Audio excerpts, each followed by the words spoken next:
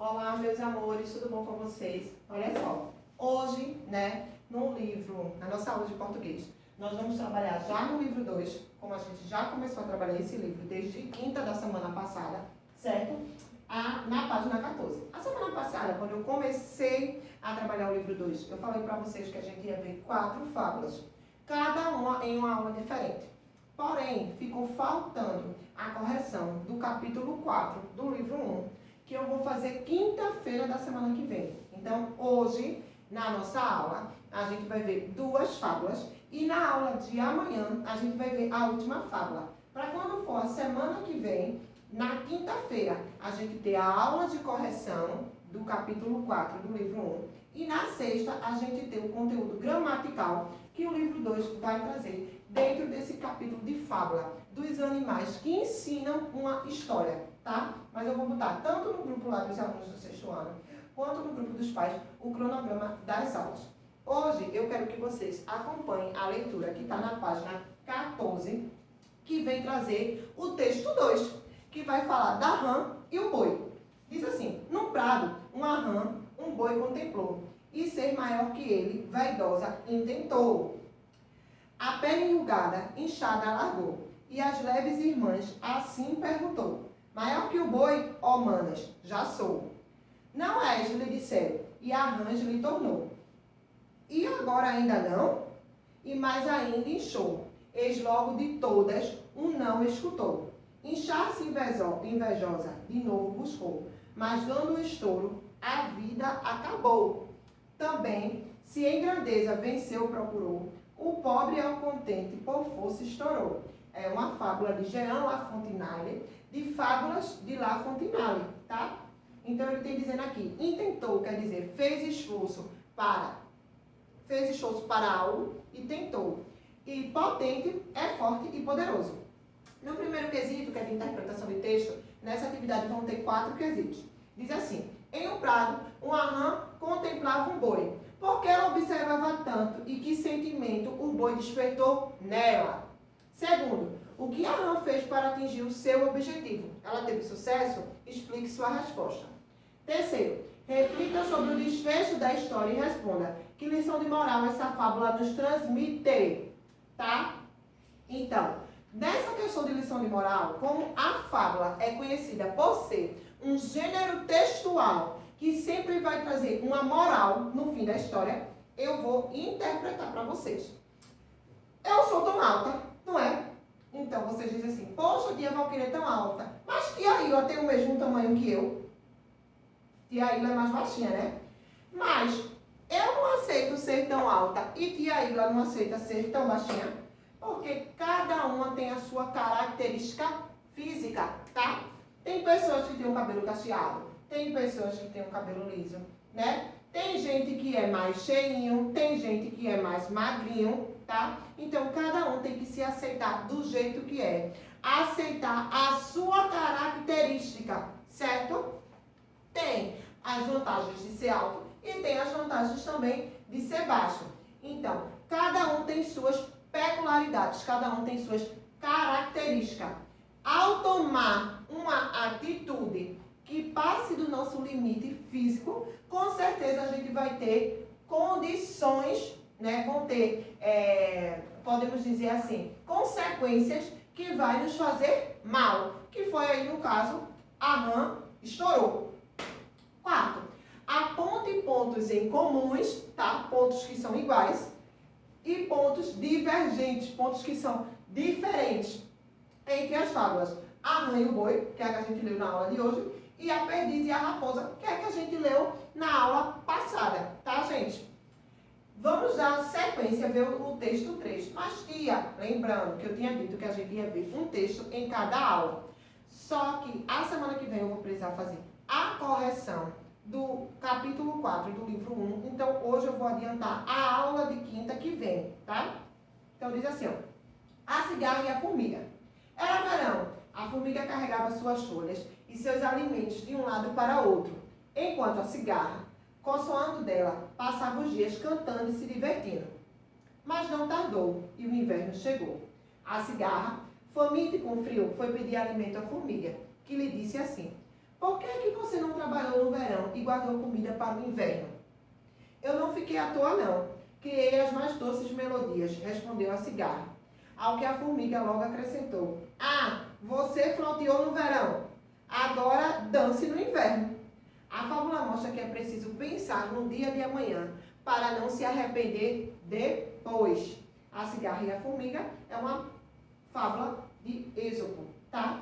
Então, as fábulas de Êxopo geralmente vêm no final uma reflexão. Aí diz assim: primeiro, releia os seguintes trechos do texto e escreva sinônimos, aqueles que são sinônimos perfeitos, tá? Para os termos destacados. A gente já explicou, né? A gente já estudou, desculpa, sinônimo e antônimos lá no livro 1. Vamos relembrar? Aí diz assim, ó. Letra A. A cigarra, consoando dela, passava os dias cantando. Então, a cigarra estava o quê? Debochando da formiga, né? B. Mas não tardou e o inverno chegou. Mas não demorou. O inverno ia chegar uma hora ou outra, né? C. A cigarra faminta e com frio foi pedir alimento à formiga. A cigarra estava faminta, então ela estava com fome. D. A. Você flauteou no verão. Flautear, ela quer dizer no sentido de tocar flauta? Não. No sentido que ela ficou à toa, sem fazer nada. Certo? No segundo, diz assim. Leia o trecho a seguir. Por que é que você não trabalhou no verão e guardou comida para o inverno? O que a pergunta feita pela formiga cigarra revela sobre o modo como ela, a formiga, pensa, tá? Então, lembrem-se que a gente, quando vê aquelas histórias de vida de formiga, né? Que passa em Sessão da Tarde milhares de vezes. Vocês lembrem que ela trabalha todo o verão para estocar comida, para no inverno elas não precisarem sair do formigueiro. 4.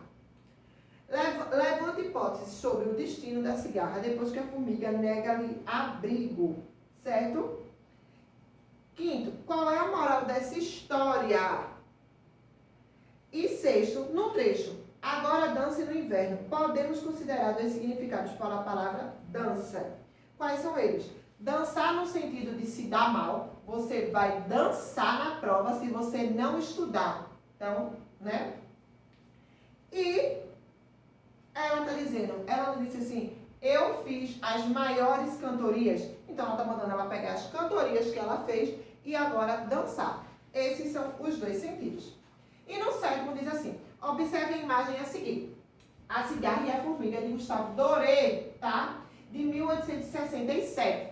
Aí está dizendo assim, Gustave Doré, 1832 a 1883, foi escultor, pintor e desenhista. Porém, foram as ilustrações de livros que o tornaram mais conhecido. Aí tem até um código se vocês quiserem conhecer mais sobre esse artista. Aí diz assim, agora discuto oralmente com os colegas e com o professor a questão a seguir. Eu vou trazer para vocês um pensamento do linguista Marcos Bagno, que ele vai falar sobre essa ilustração da cigarra e da formiga de Gustave Doré. Ele diz assim, como interpretar a atitude da formiga e da cigarra nessa fábula? Dependendo do ponto de vista, a história pode ser entendida como um elogio da acumulação de bens, do aumento do patrimônio, como um louvor da sociedade capitalista. Como uma crítica à vida despreocupada e ociosa dos artistas. Ou então, precisamente ao contrário. Como uma crítica à frieza do capitalista, que só se preocupa com aumentar sua fortuna, sem gozar dos prazeres da vida e sem se importar com os necessitados. A cigarra e a formiga foi escrita na França, no século XVII, e de certo retrata os valores éticos daquela época e daquela classe social. Vocês já ouviram falar que diz assim, fulaninho trabalha que só, nem se diverte, só pensa em acumular bens. Já comprou um carro, já comprou um apartamento. Vocês já ouviram isso? Não consegue dar um pão a ninguém. Existem dois lados do mundo capitalista.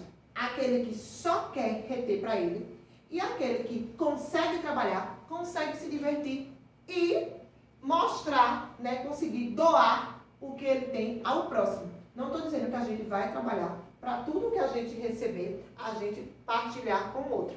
Mas que a gente consiga ver as necessidades. Então, eu quero que vocês, através da imagem, consigam me mostrar um ponto de vista. Quem está errado? A cigarra ou a formiga? Os dois. Aí ele diz assim, ó, lá na figura de Gustavo Doré. Cadê aqui? Repare em todos os detalhes da imagem e responda: o que está acontecendo nessa cena? B. Essa gravura foi intitulada pelo artista que o criou, Gustavo Doré, de A Cigarra e a Formiga. Em sua opinião, por que ele deu esse título à imagem? Então, vamos lá. Primeiro, na cena, né, tem duas personagens adultas que interagem, não é? A gente consegue ver aqui, a primeira e a segunda. Outra mulher, supostamente, que é a dona da casa, e uma que é supostamente a artista, uma musicista, né? A dona da casa observa a musicista com um certo desprezo, né? Então, provavelmente reprovando o modo de vida e as atitudes dela. Duas crianças, supostamente os filhos da dona da casa, também observam a musicista com uma curiosidade, comparando a mulher, que é a musicista, do mesmo modo que a mãe a compara. Eu quero saber qual a opinião de vocês sobre esta imagem aqui de Gustavo Doré, comparando com a obra A Cigarra e a Formiga de Êxodo. O 7º quesito vocês vão responder no caderno.